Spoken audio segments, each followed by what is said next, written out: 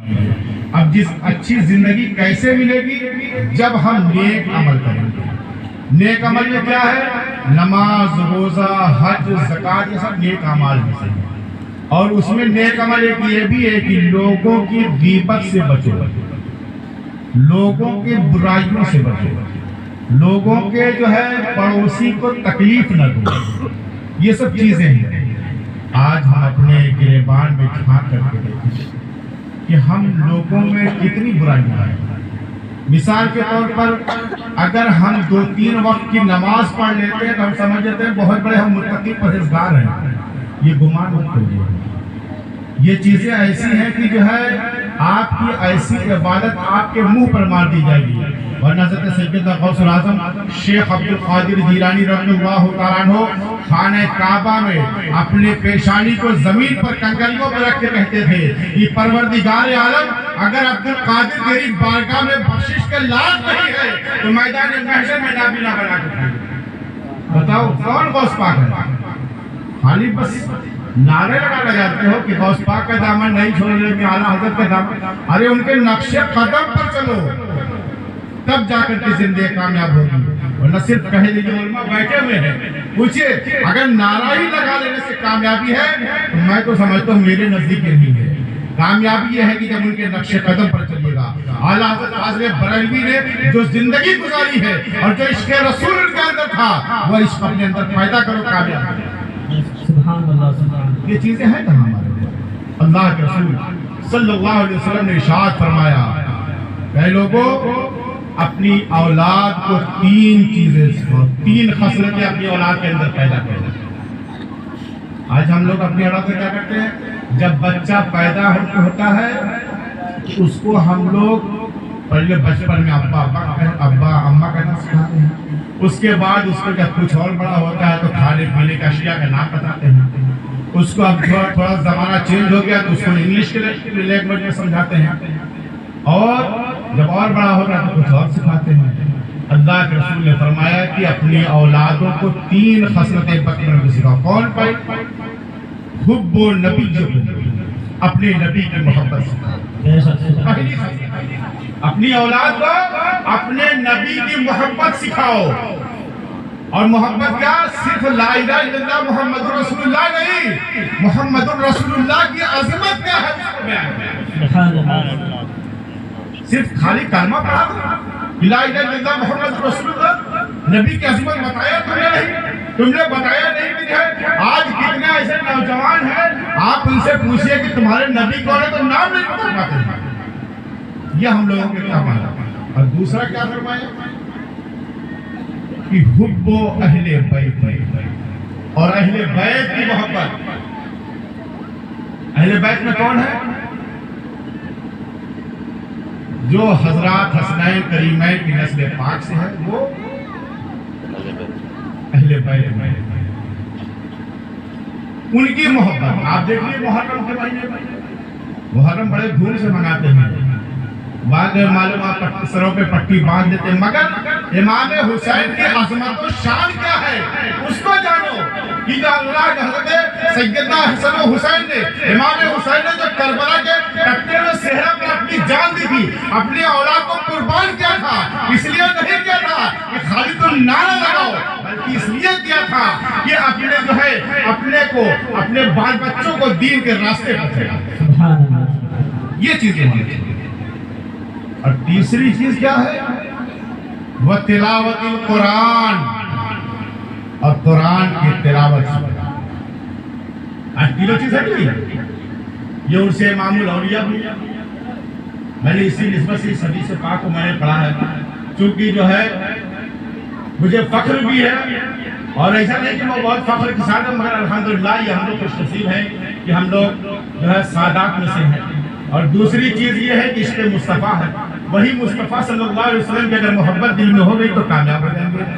اور آج جلسے دستار بندی ان بچوں نے حفظ قرآن کیا ہے، تو لہٰذا اللہ کے رسول نے فرمایا کہ جو ہے تلاوت قرآن کے لیے جو ہے، اور گھروں میں جو ہے بچوں کو تلاوت کا طریقہ بتاؤ، ان کو محبت بتاؤ، قرآن کی تلاوت کرنے کا طریقہ بتاؤ۔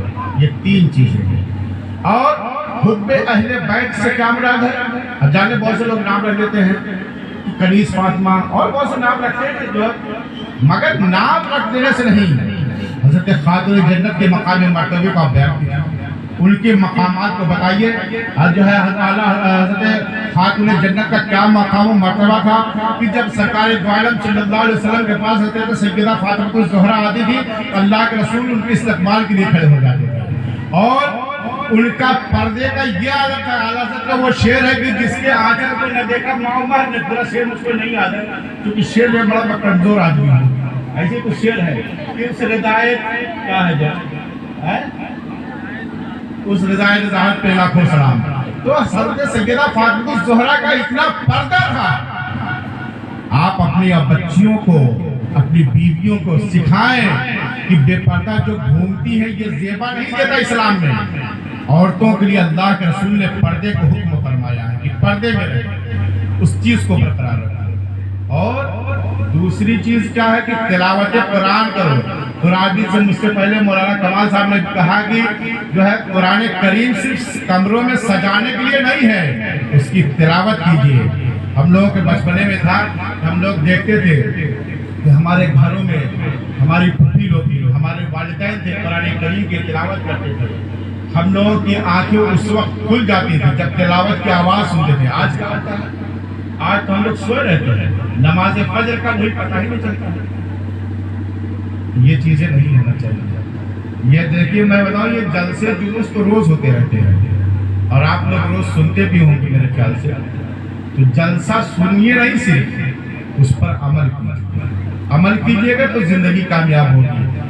اور میں کیونکہ زیادہ اس علاقے کے علماء سے میں واقف نہیں ہوں، بس میں حضرت علامہ مولانا جنید صاحب کو میں جانتا ہوں اور حافظ عبدالحنان صاحب اور باقی کچھ لوگوں کو میں جانتا ہوں، باقی سب لوگوں کو نہیں جانتا ہوں، مگر یہ لوگ آپ کے لیے جو ہے آپ کو راستہ بتانے کے لیے یہی لوگ ہیں، ان کے صحبت میں رہیے اور ان کے بتائے ہوئے طریقے پر عمل کیجیے تو کامیاب زندگی ہوگی۔ اور میں بتاؤں حضرت نظام الدین اولیاء محبوب الہی نام سنے گے نہیں سنے؟ محبوب الہی ان کے مرید حضرت امیر خسرو ہیں اور بہت سے مریدین ہیں، مگر حضرت امیر خسرو کا مقام و مرتبہ بڑا بلند و بالا تھا۔ آج کے دور میں کیا لوگ مرید ہو جاتے ہیں، مرید ہونے کے بعد وہ کہتے ہیں کہ بس اب ہمارا کام رکھا ہے، پیر صاحب سے مرید ہو گئے، نماز روزہ سمجھ، استغفر اللہ، ایسی چیزیں نہیں ہیں۔ نہ مرید ہوئیے مگر اس کے ساتھ جو پیر نے بتایا اس پر عمل کیجیے، تب آپ کامیاب ہوں گے۔ حضرت نظام الدین اولیاء کے ایک مرید تھے، آئے کہیں کہ حضور یہ میرا ایک پنڈت دوست ہے، حضور اگر آپ فرما دے تو یہ ایمان لے آئے گا، تو محبوب الہی رونے لگے، زار و قطار رونے لگے۔ مرید نے کہا کہ مرید پریشان ہو گیا، کہا کہ لگتا ہے مجھ سے کوئی خطا ہو گئی کیا؟ حضرت کے پیروں کو پکڑا، کہا کہ حضور مجھ سے کوئی غلطی ہو گئی کیا کہ جو آپ اتنا ناراض ہو گئے؟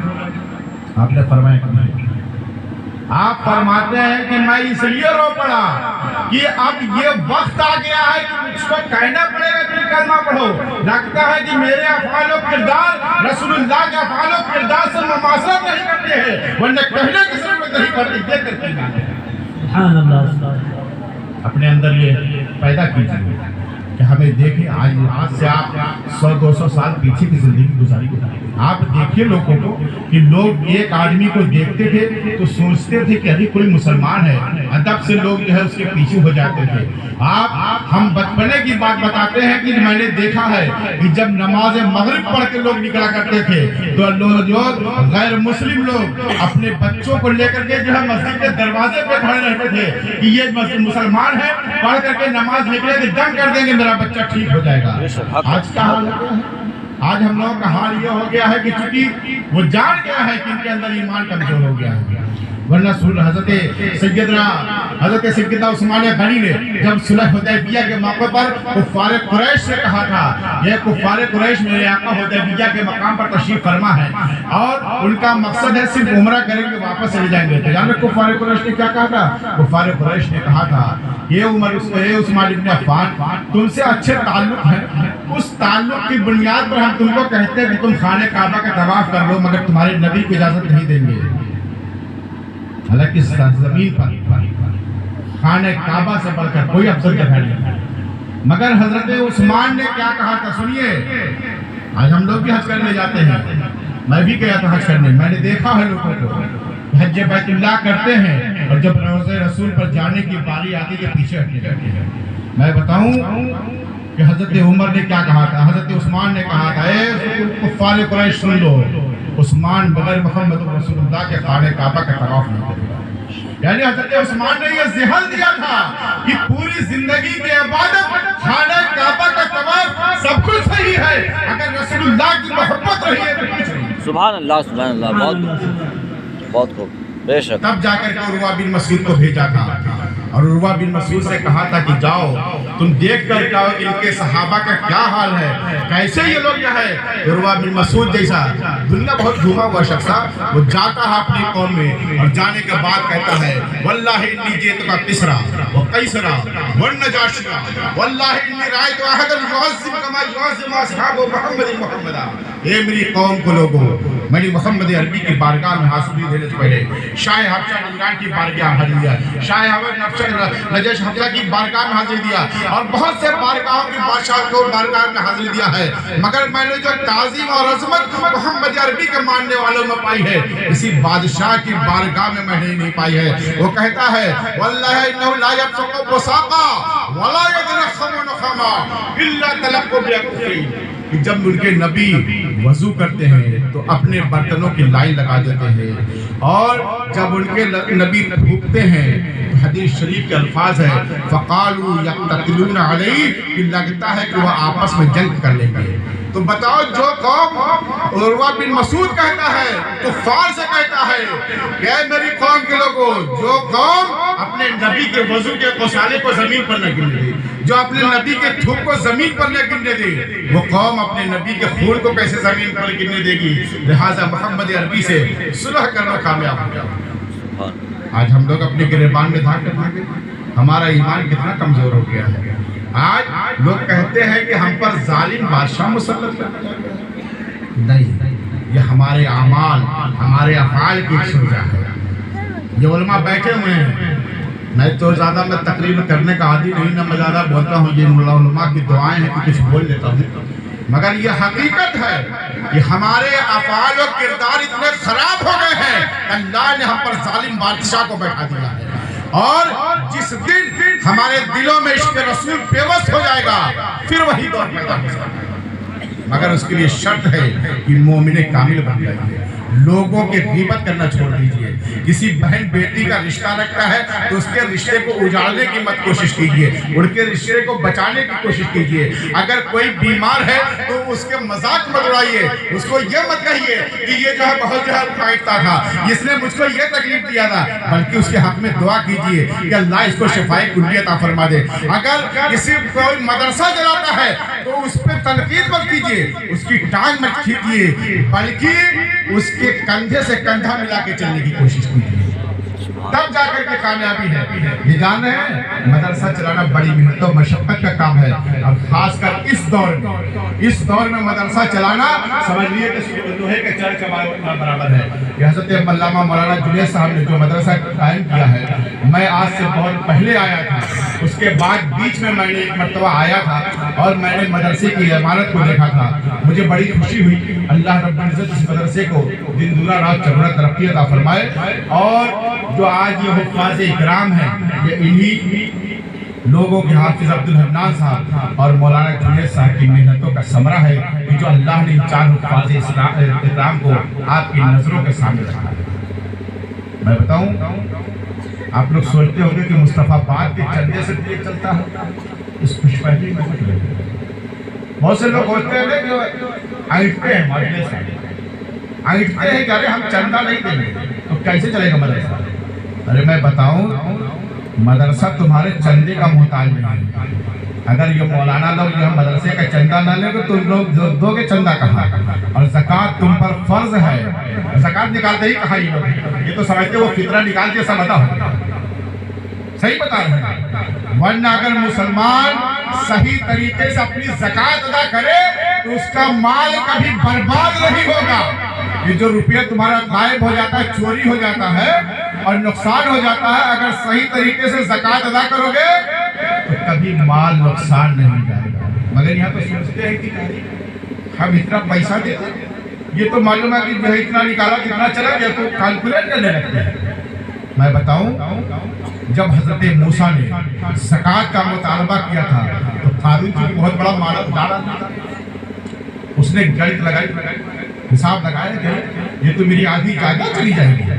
اس نے ایک عورت کو تیار کیا. جانتے کیا کہا کہ جب حضرت موسیٰ زکوٰۃ کا مطالبہ کے لیے کھڑے ہوں گے تو تم کھڑی ہو جانا اور تم ان پر تہمت لگا دو. یہ آج بھی ہوتا ہے, آج بھی مسلمانوں میں ہے, اور خاص کر سنی مسلمان, کیونکہ سنی مسلمان آج بہت حصہ باغ ہے. کیونکہ ہم تو گھومتے رہتے ہیں پورے ہندوستان میں, یہ موجودہ صاحب جانتے ہیں پورے ہندوستان میں گھومتا ہوں, معلوم ہے. اور چونکہ لوگ دعا تاب اس لیے آتے ہیں, اس لیے اور زیادہ تجربہ میرا اس معاملے میں کہ جو ہے وہ فلانے ترقی کر گیا ہے. دیکھیے میں ایک جگہ, میں بہار میں دیکھا, میں نام لے لوں اس جگہ کا, وہاں میں جاتا ہوں, جس جگہ میں رکتا ہوں تو اس جب میں وہاں جاتا تھا تو تھوڑا سا اتنا اچھی کنڈیشن میں نہیں تھا, مگر اللہ نے فضل فرمایا ٹھیک کنڈیشن میں ہو گیا. تو جو اس کے اگل بغل کے تھے وہ بھی مرید میرے, تو وہ سب کہنے لگے کہ حضرت صرف آپ انہی کے لیے دعا کرتے ہیں, آپ انہی تبھی ترقی کر گئے ہیں, ہم لوگ یہ نہیں کہتے. ہم نے کہا یار اس سے مطلب ہم سے بڑے تو بڑی تم ہو گئے, کیونکہ تم میرے دل کے حال کو جانتے ہیں, تم میرے دل کے حال کو جان کے تب نہ کہہ رہے ہو. کہیں نہیں حضرت یہ ترقی کر گیا ہے. ہم نے کہا ترقی کر گئے تو تم بھی دعا کرو, اور دعا کرو کہ اللہ اس کو اور ترقی دے, تم کو بھی ترقی دے. کہیں ارے حضرت یہ آپ کیا کہہ رہے ہیں, ہم بتائیے وہ ترقی کر گیا, ارے ہم وہیں پر ہیں. ہم نے کہا بھائی اب اس کا علاج تو میرے پاس یہ چیزیں نہیں پیدا کرنا چاہیے. آپ لوگوں کے جو ہے عیب کو نہ بیان کریں. دیکھیے آپ لوگوں کا عیب بیان کریں گے تو اللہ آپ کی عیب کی پھر پردہ پوشی نہیں وہ بھی کھول دے گا. اللہ لوگوں کا عیب کو چھپاتا ہے, لہٰذا آپ کو بھی لوگوں کے پردہ پوشی کرنا چاہیے. اور دوسری چیز یہ ہے, یہ علماء کرام ہیں, ان کی عزت آپ کو کرنی چاہیے. تو میں کہہ رہا تھا کہ حضرت موسیٰ جب کھڑے ہوئے زکوٰۃ کے مطالبے کے لیے تو قارون کھڑا ہوا, اور قارون نے کہا کہ موسیٰ یہ عورت آپ کو کچھ کہنا چاہتی ہے. حضرت موسیٰ نے کہا کہ بتاؤ بہن کیا کہنا چاہتی ہے. تو وہ عورت کھڑی ہوئی, جب حضرت موسیٰ کے جلال کو دیکھا تو گھبرا گئی, کہنے لگی ارے موسیٰ میں کچھ نہیں کہنا چاہتی ہوں, یہ قارون بہکا کر کے مجھ کو لایا تھا, اس نے کہا کہ تہمت لگا دو. حضرت موسیٰ جلال میں آ گئے اور سجدہ شکر کے لیے گر پڑے, کہا کہ پروردگار آج تو نے میری عزت نہ بچائی ہوتی تو آج یہ قارون مجھ کو کہیں پہ نہ چھوڑتا. اللہ نے کہا کہ موسیٰ مانگ, کیا مانگتا ہے. اللہ نے حضرت موسیٰ نے کہا کہ پروردگار آج جو میں کہوں تو اس کو پورا کر دے. اللہ نے کہا جو تم مانگے گا پورا کر دوں گا. حضرت موسیٰ نے جب قارون کے لیے بددعا کی ہے, قارون جب دھسنا شروع ہوا تو کہا موسیٰ مجھے معاف کر دے, موسیٰ مجھے معاف کر دے. جب گھٹنوں تک پہنچا تو پھر معافی مانگ رہا, اے موسیٰ ایسی غلطی نہیں ہوگی. مگر حضرت موسیٰ اتنے جلال میں تھے کہ آپ کو سننے کے لیے تیار نہیں آتا کہ زمین میں دھس گیا. اللہ جب حضرت موسیٰ کوہ طور پر گئے تو اللہ نے کہا اے موسیٰ تم اتنے سخت ہو گئے, اتنے سخت ہو گئے کہ وہ بار بار گراتا رہا, تم نے معاف نہ کیا. اے موسیٰ اگر وہ میری طرف ایک مرتبہ رجوع کر لیتا تو میں اس کو معاف کر دیتا, مگر تم نے معاف نہیں کیا. وہ تو حضرت موسیٰ تھے, ہم تو نبی کی رحمت کی امت میں ہیں. اگر ہم لوگ توبہ کر لیں اللہ ہماری خطاؤں کو معاف فرما دے گا. اگر ایسا نہیں کہ لوگوں کے دکھانے کے لیے نہیں, صرف جو ہے اللہ کی بارگاہ میں صرف دل سے توبہ کرو, لوگوں کے دکھانے کے لیے نہیں. بس میں ایک آخری بات میں کہوں, یہ علماء کرام ہیں, ان کی عزت کی, اور میری خواہش ہے یہ الجامعہ الاسلامیہ صرف درجہ حفظ تک نہ رہے, اللہ اس مدرسے سے فضیلت تک کی پڑھائی کروا. سبحان اللہ. یہ میری دلی خواہش, اللہ رب العزت اس کو دن دونی رات چوگنی ترقی عطا فرمائے. میں بتاؤں علماء کی بڑی فضیلت ہے, حفاظ کی بڑی فضیلت ہے. آپ علماء اکرام محدثین کے حالات پڑھیے, ان کی زندگی کو پڑھیے. یہ عورتیں جو اپنے بچوں کو بھیجتی ہیں یقیناً یہ اللہ کے مبارکباد ہیں, مگر اس کے لیے آپ کو مدرسے کا تعاون بھی کرنا چاہیے. صرف بھیج کر کے آپ چھوڑ دیجئے کہ جو آپ مدرسہ سمجھے, آپ یہ سمجھ رہے ہیں کہ مدرسہ کہاں سے چلے گا. آپ اس کے لیے کچھ اپنے تعاون کو کیجئے جو بھی ہو سکے, تب جا کر کے ہوتا ہے. میں بتاؤں امام احمد ابن حنبل کے ایک استاد ہیں ہارون بن یزید, بہت بڑے محدث ہیں, جب ان کے یہ امام احمد کے استاد ہیں، امام احمد بن حنبل کے استاد ہیں، جو 4 اماموں میں سے ایک امام ہیں، اور ان کے ساتھی ہیں ہارون عمار بن یاسر، جو ان کے ساتھی ہیں. تو جب ہارون بن یزید 80 سال کے ہوئے تو ان کا انتقال ہو گیا. جب انتقال ہو گیا تو ان کے امام احمد بن حنبل کے ساتھی نے خواب میں دیکھا، پوچھا کہ حضور آپ کا کیا حال ہے؟ تو ہارون بن یزید نے کہا کہ اے عمار تم لوگ مجھ کو دفن کر کے چلے آئے، اور جیسا کہ میں نے کتابوں میں پڑھا تھا کہ جب لوگ چلے جاتے ہیں نکیریں آتے ہیں. اور انہوں نے مجھ سے بھی سوال کیا من رب کا، تو ہارون بن یزید بن عمار بن یاسر کہتے ہیں کہ حضور آپ نے کیا جواب دیا؟ کہتے ہیں کہ میں نے اپنے سفید داڑھی پر ہاتھ پھیرا اور میں نے کہا کہ فرشتوں تم مجھ سے سوال کر رہے ہو کہ من رب کا مادی رکا. ارے ہارون بن یزید کی داڑھی اسی میں سفید ہو گئی کہ من رب کا مادی رکا پڑھاتے میں پوری زندگی کی بجائے صرف ہو گئی، اور یہ داڑھی سفید ہو گئی تم مجھ سے پوچھ رہے ہو کہ من رب کا مادی رکا. تو عمار بن یاسر کہتے ہیں کہ حضور پھر کیا ہوا کیا؟ ہارون بن یزید سے حضرت ہارون بن یزید کہتے ہیں کہ اے عمار اللہ نے میری مغفرت کی. سبحان اللہ. لہذا ان علماء کرام کا ادب کیا کیجیے، یہی لیے لوگ آپ کے لیے ذریعہ نجات ہوں گے. اگر ان کی غیبت کیجیے گی، ان کی برائی کیجیے گا تو پھر آپ کو کون بچائے گا؟ لہذا بس زیادہ کچھ کہنا نہیں ہے، جو کچھ میں نے 2-4 باتیں کہی ہیں اس پر عمل کیجیے، اور اللہ تعالیٰ مجھ کو بھی ان پر عمل کرنے کی توفیق عطا فرمائے. اور آپ لوگوں کو بھی سب سے بڑی چیز یہ ہے کہ آپ نماز کے پابند بنیں، نماز پڑھیں. لیکن نماز جو ہے ایسی عبادت یہ کسی وقت معاف نہیں ہوتی. جب وہی نرخہ بچ جائے گا تبھی معاف ہوتی ہے، اس سے پہلے معاف نہیں ہوتی.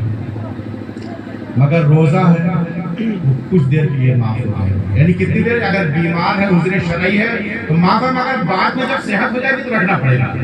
زکوٰۃ ہے، اگر صاحب نصاب ہے تو آپ زکوٰۃ دیں، نہیں ہے تو یہ دیں. اگر آپ کے پاس مال ہے تو آپ پر حج فرض نہیں ہے. مگر نماز ایک ایسی عبادت ہے یہ کسی حال میں معاف نہیں ہے. اگر آپ بستر مرگ پر ہیں اور آپ کے ہوش حواس ٹھکانے ہیں تو اشارے سے نماز پڑھیے. لہٰذا نماز پڑھیے، اور ایسا نہیں کہ ہاتھ اٹھانے والا یہ سب کام بیکار ہوتا ہے. آپ اپنے دل، ہم لوگوں کو دکھانے کے لیے مت اٹھا دیجیے کہ ہاں نماز پڑھیں گے. آپ اپنے دل میں تہیہ کیجیے کہ ہم نماز پڑھیں گے اور برائیوں سے بچیں گے، اور رسول اللہ صلی اللہ علیہ وسلم کی محبت کو اپنے دل میں بسائیں گے. سب سے بڑا ایمان یہی ہے. نماز روزہ یہ علماء بیٹھے ہوئے ہیں، اگر میں غلط بولتا ہوں تو یہ لوگ مجھے توبہ کروا دیں گے، مگر میں کہتا ہوں کہ نماز روزہ حج و زکوٰۃ سب عبادت ایک پلے پر ہے، اور مصطفیٰ کی محبت ایک پلے پر ہے. اگر یہ ہے تب یہ سب کام آئے گی، اگر یہ نہیں ہے یہ سب بیکار چلا جائے گا. سبحان اللہ. لہٰذا آپ اس بات کو نوٹ کیجئے کہ اپنے دل میں رسول اللہ کی محبت جو ہے پیوست کر لیجئے، اور یہ پیوست اگر آپ میں ہو جائے گی تو آپ جہاں بھی جائیں گے کامیاب ہو جائیں گے. اعلیٰ حضرت فاضل بریلوی قدس سرہ جو ہے ایسے ہی نہیں اتنے بڑے عالم اور اتنی شہرت نہیں پائی ہے، یہ عشق مصطفیٰ کا صدقہ کھا کے جو ان کو جو ہے یہ ملا. یہ سید اعلی رسول بریلوی سے مرید ضرور تھے، مگر یہ عشق مصطفیٰ ان کے دل میں پیوست ہو گیا تھا، جو اللہ نے ان کو یہ فرمایا تھا. سبحان اللہ ربی من کل ذنب